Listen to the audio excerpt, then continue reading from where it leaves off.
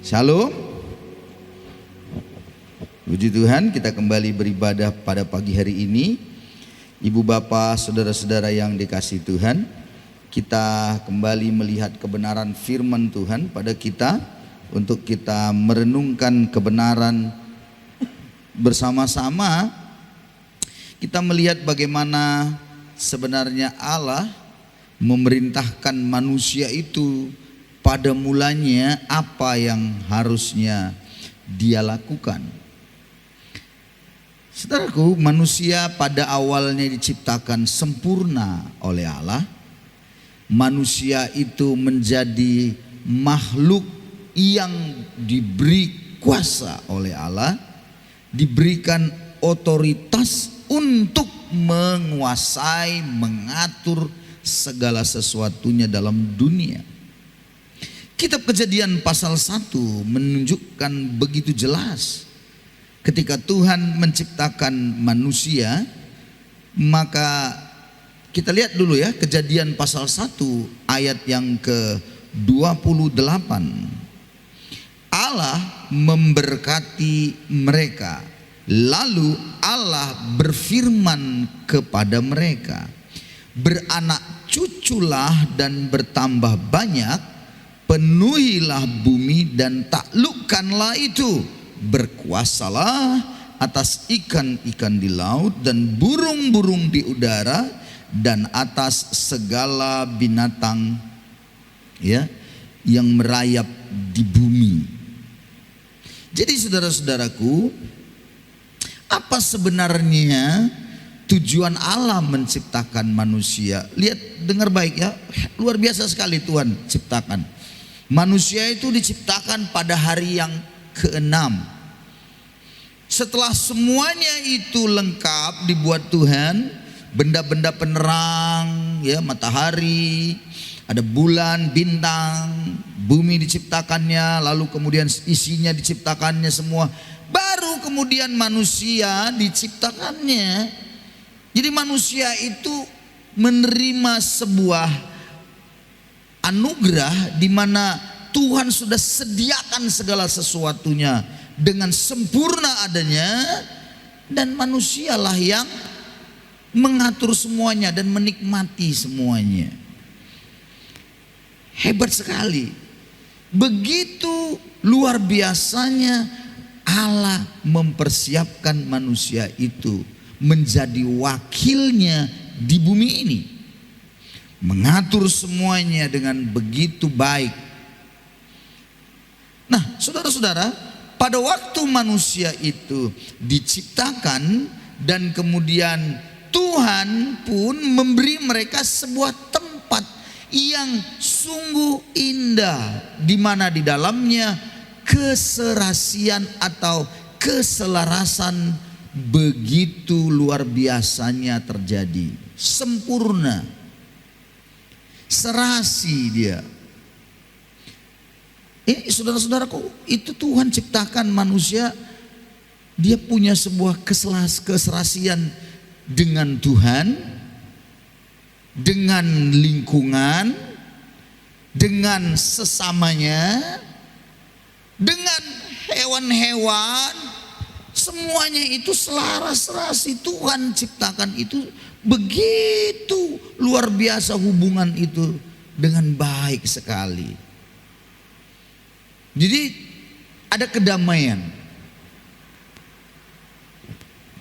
Manusia waktu diciptakan ada sebuah keteraturan yang Tuhan sudah tentukan. Teratur semuanya begitu baik dibuat Tuhan. Tidak sembarangan, tidak sembrono, tidak suka-suka nenek moyangnya, begitu ya. Bayangkan manusia itu bisa punya sebuah hubungan manis dengan Tuhan. Dia punya sebuah hati yang penuh damai dengan Tuhan. Dan kemudian juga dengan lingkungannya. Termasuk saudara-saudaraku, tanah. Ingat, manusia waktu itu baru dua, Adam dan Hawa. Dengan tanah, dengan semua binatang dan dengan sesama, inilah suami istri. Mereka memiliki sebuah hubungan yang baik. Ditempatkan Tuhan manusia itu di Taman Eden. Kejadian pasal 2 menunjukkan dengan luar biasa. Ayat yang ke-15, perhatikan. Tuhan Allah mengambil manusia itu, Kejadian 2 ayat 15, dan menempatkannya dalam Taman Eden untuk mengusahakan dan memelihara taman itu. Jadi di sebuah hal tugas juga Tuhan beri. Jadi bukan enak-enak duduk-duduk, ongkang-ongkang, santai begitu. Enggak. Tuhan menyiapkan sebuah tempat, tapi tempat itu bukan tempat enak-enak duduk-duduk, tempat di mana kita di situ hanya tenang, santai hidup. Tidak. Tuhan membuat sebuah tugas bagi manusia itu. Apa itu? Mengusahakan dan memelihara taman. Dengarkan baik-baik. Ternyata kita diberikan Tuhan tanggung jawab penting sampai hari ini pun mengusahakan dan memelihara taman. Itulah yang disebut dengan kerja. Ada banyak orang gak mau kerja, malasnya minta ampun, berpikir mau senang, enak saja. Gak ada ceritanya. Waktu Allah menciptakan semua dalam keserasian, keteraturan yang begitu sempurna pun, manusia diberikan Tuhan sebuah tanggung jawab, mengusahakan dan memelihara taman. Jadi saudara-saudara, ingat ya, tugas kita bukan tenang duduk-duduk saja. Makanya orang kalau malas, udah gak ada lagi obatnya rasanya. Kalau masih bodoh bisa diajari. Kalau masih belum ngerti sesuatu bisa ditolongin, diberitahu. Tapi kalau udah malas, aduh gak ada lagi obatnya tuh. Kalau menurut saya memang udah karakternya begitu, udahlah salibkan aja lah. Nggak ada gunanya lagi itu. Karena memang Tuhan sangat memberikan sebuah perintah supaya manusia itu bekerja keras. Tapi bedanya setelah jatuh dalam dosa, manusia bekerja keras jadinya hasilnya sulit diperoleh yang baik memang. Karena tanah terkutuk. Dunia menjadi kacau. Tidak lagi teratur semuanya, kacau semuanya. Coba perhatikan sekarang dunia ini lagi kacau lagi. Musim hujan dibilang biasanya dulu itu ya, ada sebutan September, Oktober, November. Itu kalau udah ber dibilang itu maksudnya siapkan ember. Itu musim hujan. Desember, pokoknya ada ember-embernya itu. Sekarang udah nggak jelas lagi. Mau Januari, mau badai, mau hujan deras, nggak jelas lagi semuanya. Udah nggak teratur lagi semua. Udah pada kacau semuanya. Itu bicara tentang iklim, tentang ini ya, kondisi keadaan dunia. Dulu semua teratur baik dibuat Tuhan. Nah, karena jatuh ke dalam dosa itu memang membuat semuanya menjadi kacau. Jadi kekacauan, kebingungan di antara binatang-binatang pun terjadi juga. Karena kacau semuanya. Kan Tuhan bilang tadi ayat 28 supaya mereka menaklukkan itu semua dan menguasai binatang-binatang itu. Lalu bagaimana dengan binatang-binatang buas yang kita kenal sekarang? Semuanya teratur, nggak ada saling mengganggu satu dengan yang lain. Karena serasi. Harimau, serigala, yang kita bilang sekarang inilah semua. Macan yang pokoknya binatang buas makanannya itu kan termasuk binatang karnivora. Makanannya itu makanannya daging itu. Dia buru semua binatang yang lemah. Pada dulunya enggak. Kalau kita membaca dalam kitab Kejadian pasal 1, semua binatang-binatang itu makanannya adalah apa? Tumbuh-tumbuhan hijau. Ayat yang ke-30 pasal 1 sebagai jawabannya Anda lihat, tapi kepada seluruh binatang di bumi dan segala burung di udara, segala merayap di bumi yang bernyawa, kuberikan segala tumbuh-tumbuhan hijau menjadi makanannya. Jadi harimau, serigala, beruang, macan, semuanya makanan itu tumbuhan hijau, rumput.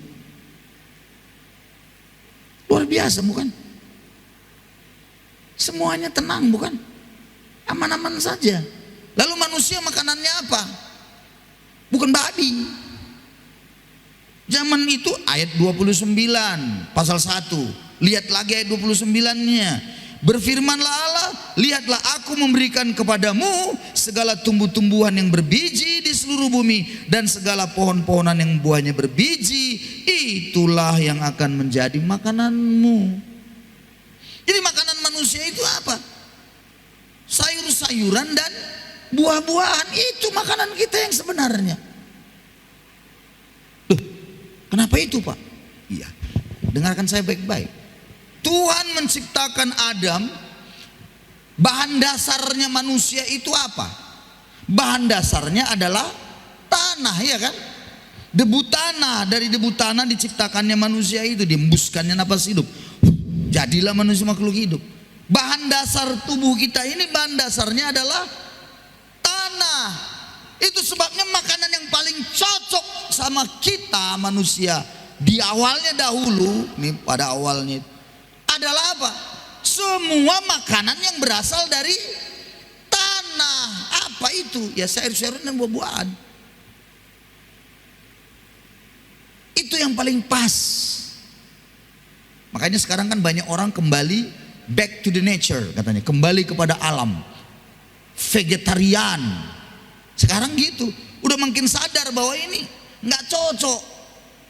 Tahu yang ditalam itu, yang ditaruh depan, yang kepalanya di situ, nggak cocok sebenarnya. Terlalu banyak akhirnya kena si Malapari, kan gitu kan? Tahu si Malapari yang bengkok. Kenapa begitu? Terlalu banyak makan itu yang ada stok kontaknya itu. Dia ditalam begitu. Awalnya nggak gitu.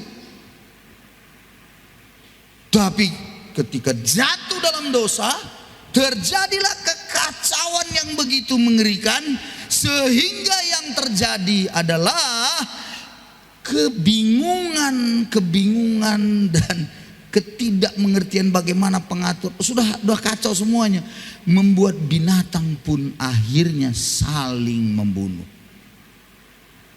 Maka harimau pun mulai mencium-cium pantat rusa. Cocok juga ini pikirnya, akhirnya digigitnya, dimakannya. Serigala mulai mengejar ayam, mulai mengejar kelinci. Oh, banyak mengejar. Bayangin saudara-saudaraku, itu kacau semua udah. Dan tidak lupa juga manusia pun akhirnya mengejar babi, ya kan? Padahal awalnya bukan itu. Alam yang pertama begitu teratur akhirnya menjadi kacau, manusia pun jadi kacau. Dia tidak lagi serasi dengan lingkungannya, dia tidak lagi serasi dengan semua binatang, dengan iklim alam, dia tidak serasi lagi. Dan lebih parah lagi, dia tidak lagi punya keserasian dengan Allah. Semuanya pada hancur. Dengan sesamanya, apalagi cakar-cakaran mereka.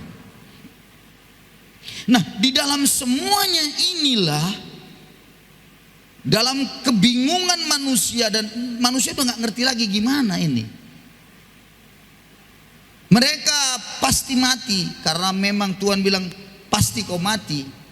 Matinya itu maunya janganlah udah menderita di dunia ini, pas matinya pun nanti menderita juga di dalam neraka selama-lamanya. Itu sebabnya Saudara-saudaraku, Tuhan Allah menjanjikan seorang yang disebut Mesias, seorang yang akan menyelesaikan semuanya. Menyelesaikan semua apa? Dosa-dosa. Tuhan nanti juga dia akan datang dan memberikan sebuah dunia yang baru. Itu yang disebut dengan Yerusalem yang baru bagi kita. Oh saudara-saudara, kerajaan sorga diturunkan dalam dunia. Luar biasa. Janji Tuhan itu dimulai dari mana kepada manusia ya? Dimulai sejak manusia itu jatuh dalam dosa, Tuhan menjanjikan sebuah penebusan atas dosa itu. Karena manusia kalah dengan iblis, godaan ular ya, si iblis itu. Maka Tuhan memberikan sebuah pernyataan penting.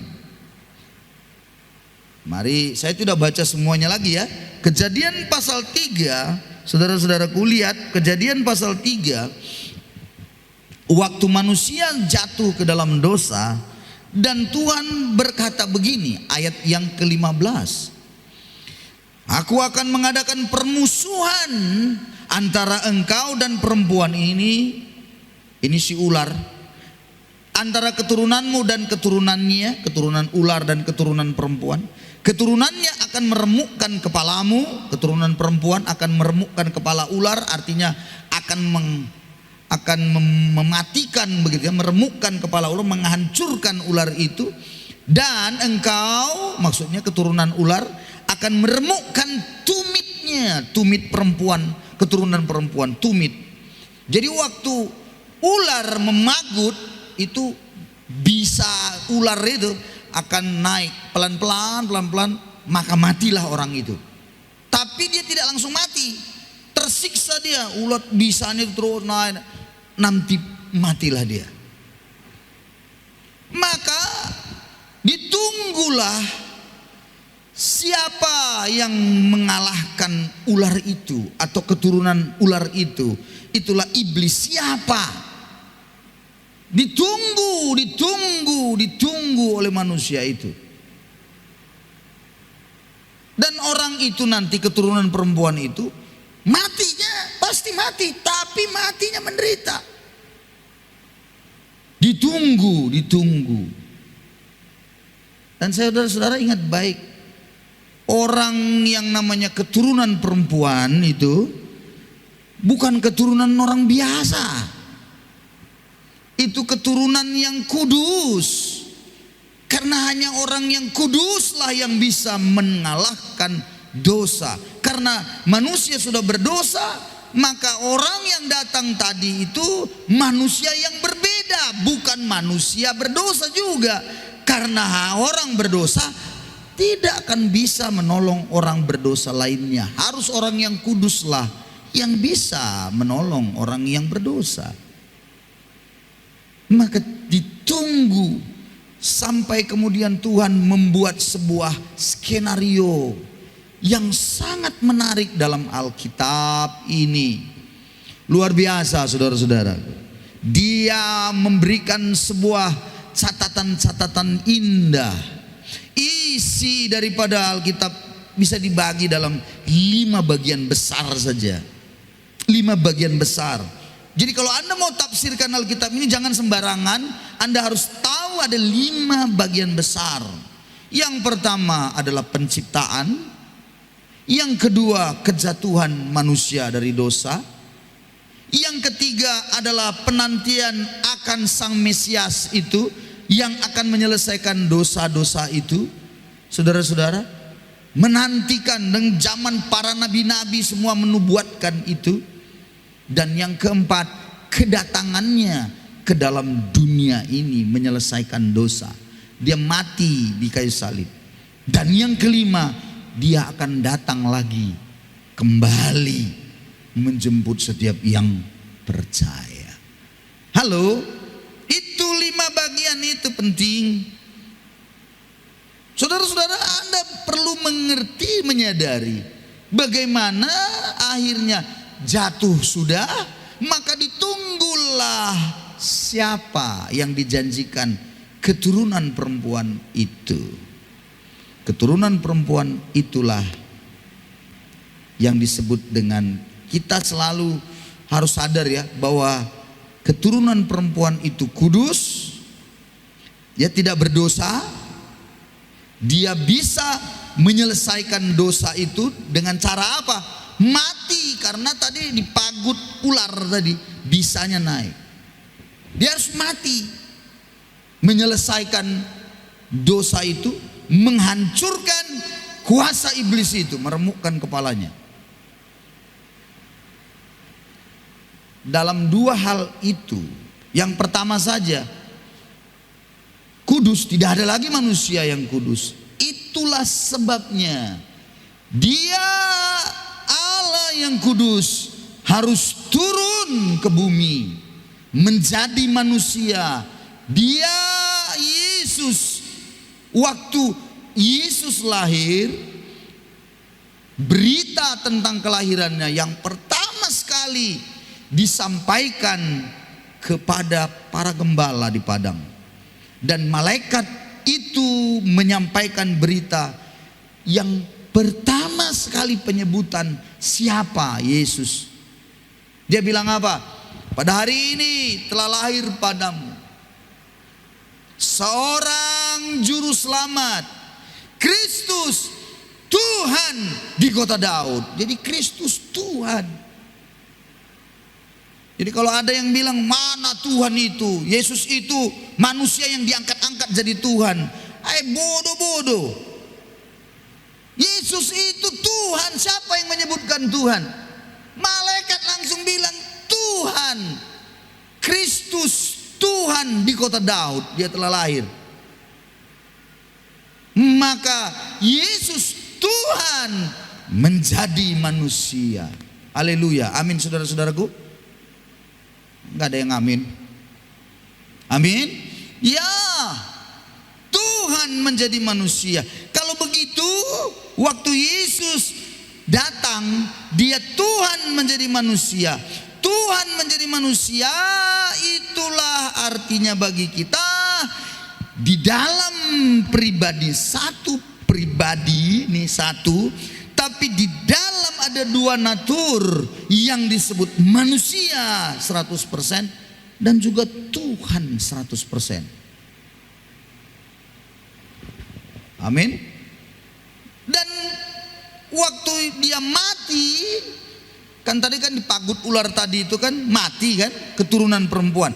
Ingat ya, Yesus itu keturunan perempuan, bukan keturunan laki-laki. Karena Yesus itu bukan hasil hubungan suami istri. Kalau hasil hubungan suami istri, ya berdosa. Yesus bukan hasil hubungan suami istri, tapi Alkitab bilang dia itu dikandung, katanya, ada oleh Roh Kudus. Maria itu kandungannya dari Roh Kudus. Jadi kemudian bahasa yang lain ya, bahasa yang lain bilang Sang Firman, gelar di badannya Sang Firman menjadi daging. Pada mulanya adalah firman, firman itu bersama-sama dengan Allah, firman itu adalah Allah. Yohanes 1 ayat 1. Dan ayat selanjutnya 14 bilang firman itu telah menjadi daging, menjadi manusia.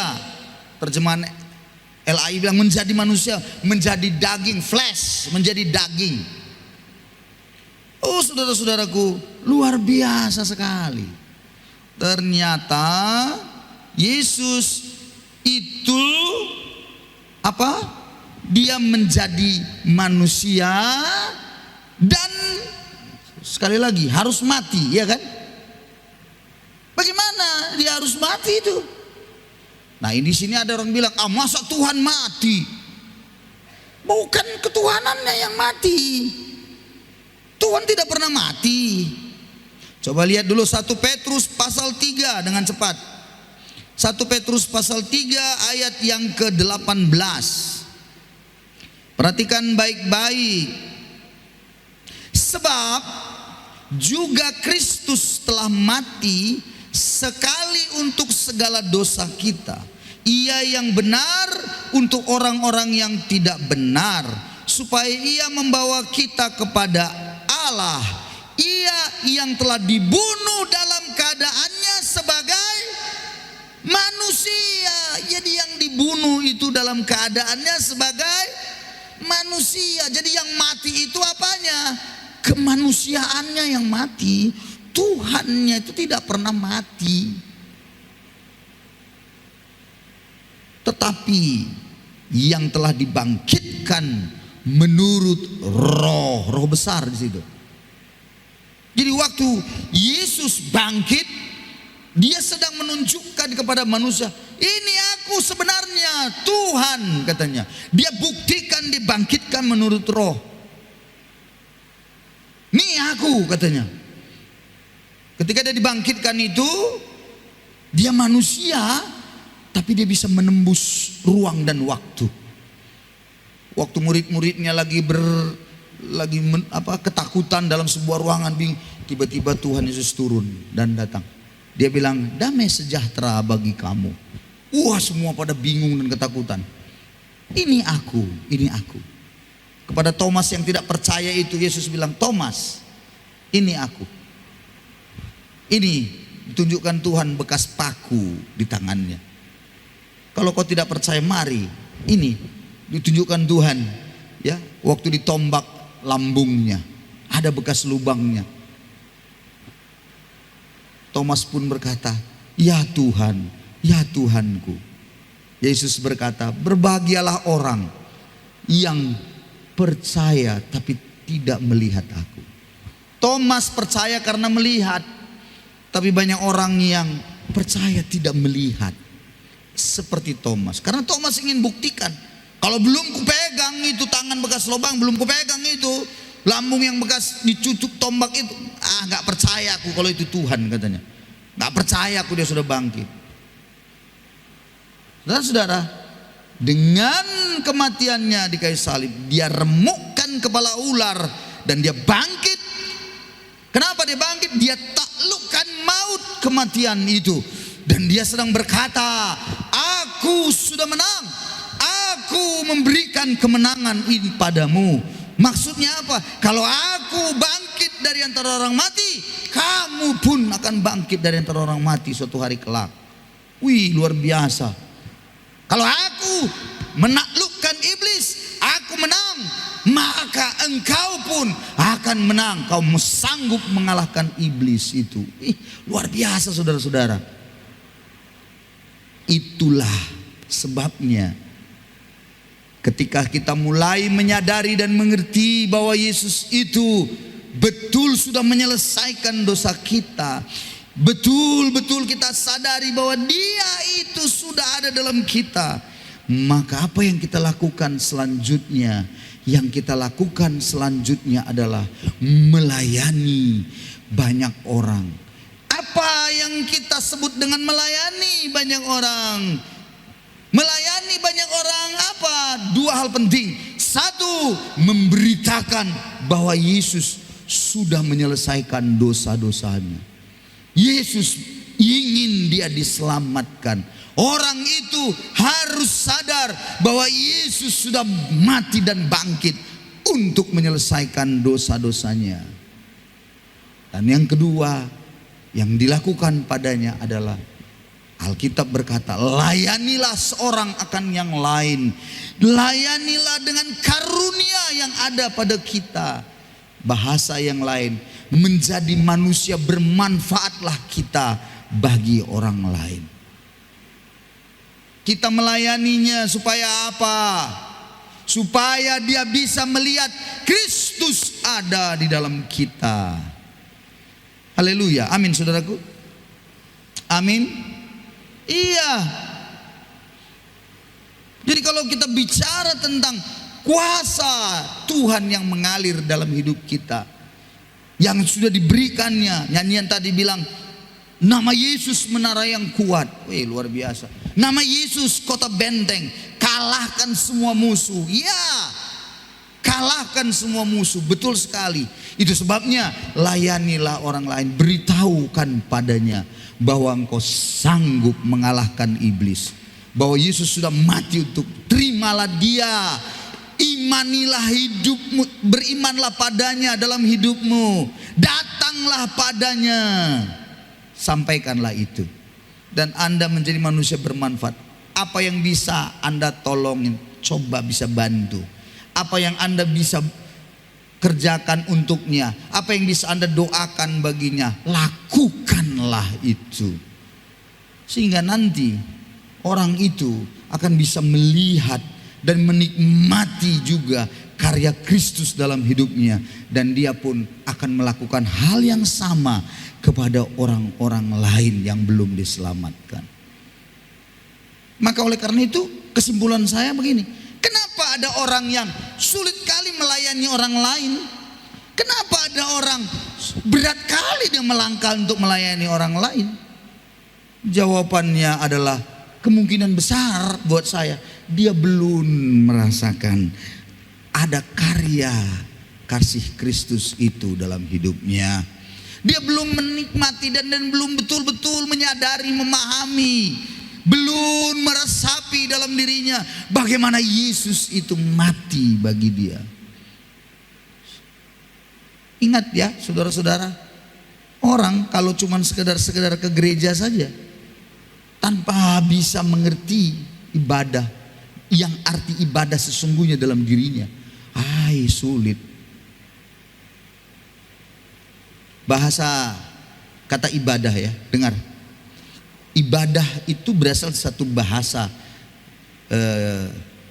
dulunya itu namanya abad. Abad, maka ada kata abodah. Abodah, lalu muncul kata ibadah. Abad, makanya ada Abednego ya, abdi Allah abad. Itu bicara tentang yang memberi hidup. Itu abad, itu ibadah, itu adalah memberikan kehidupannya. Jadi kalau Anda beribadah sebenarnya Anda sedang memberikan hidup Anda buat Tuhan, itu dia. Bukan hari Minggu saja Anda datang kayak menyerahkan diri, enggak, tapi setiap hari Anda menyerahkan hidup Anda kepada Tuhan. Itu namanya Anda ibadah. Dan waktu Anda menyerahkan hidup Anda kepada Tuhan, Anda punya hubungan dengan Tuhan, apa yang terjadi? Anda akan diisi, ibarat seperti botol kosong Anda ini. Botol kosong, datang ke Tuhan, menyerahkan diri, lalu menyembah Dia dan berkata, ini aku Tuhan. Tuhan isi botol kosong itu dengan air kehidupan, zat itu. Bahasa keren kalau orang Pantai Kosta karismatik bilang urapan. Nah itu orang-orang Pantai Kosta karismatik suka bilang gitu, urapan. Tapi kalau yang lebih lagi saya bilang kasih karunia melimpah, mengalir, mengerti kita. Ada zat ilahi yang mengalir pada kita. Dan itu tidak bisa dibeli oleh kita atau diberikan oleh dunia ini atau iblis, tidak ada. Itu zat ilahi yang memang mengalir pada kita, membuat kita bersuka cita, membuat kita menyadari akan hidup ini, betapa kita berbahagia karena Tuhan. Dan yang lebih penting, zat itu memberi Anda semangat baru. Itu sebabnya orang kalau nggak pernah ibadah, nggak pernah datang pada Tuhan setiap hari, dia akan loyo pasti. Dia akan lemah. Apa masalah sedikit tumbang, apa masalah langsung salahkan orang begitu. Saudara-saudara, Anda harus sadari akan hal itu hari ini, bahwa sebenarnya kita ini kenapa menjadi lemah, nggak terima zat ilahi itu waktu kita datang ibadah. Loyo, sama aja, datang gereja lebay, pulang gereja loyo, sama aja. Kenapa waktu ibadah tidak menikmati itu, tidak menerima zat itu dari Tuhan? Karena yang kita cari bukan Tuhannya, yang kita cari pendetanya, yang kita cari musiknya, yang kita cari itu bagaimana suasananya, bukan Tuhannya. Lemahlah kita. Saudara-saudaraku, dengan pengorbanan Yesus yang luar biasa itu, biarlah kita sadari hari ini bahwa sesungguhnya Tuhan ingin mengisi hati Anda dengan zat ilahi itu, mengalirkan air kehidupan itu buat saudara, membuat Anda semangat kembali, membuat Anda bangkit dan maju lagi, melangkah pasti, mengarungi samudra kehidupan yang penuh dengan badai ini. Banyak kesulitan, kita perlu Tuhan. Itu sebabnya dekatkanlah diri Anda pada Tuhan. Dan saya akhiri kebenaran ini, Anda harus menjadi orang yang semakin hari semakin mendekatkan diri Anda kepada Tuhan saja. Amin saudaraku. Haleluya. Amin. Ya, semua berdosa. Ya, tidak ada yang tidak berdosa. Tapi persoalannya, udah tahu berdosa, udah tahu apa, enggak juga datang pada Tuhan. Akibatnya jadilah kita menjadi manusia yang begitu saja, enggak ada perubahan hidupnya. Mari pulang dari sini kita bersemangat, kita menerima zat ilahi itu mengalir pada kita hari ini. Tuhan memberkati kita semuanya. Mari beri tepuk tangan pada Yesus kita. Haleluya. Mari kita datang kepada Dia. Bapa yang baik, terima kasih.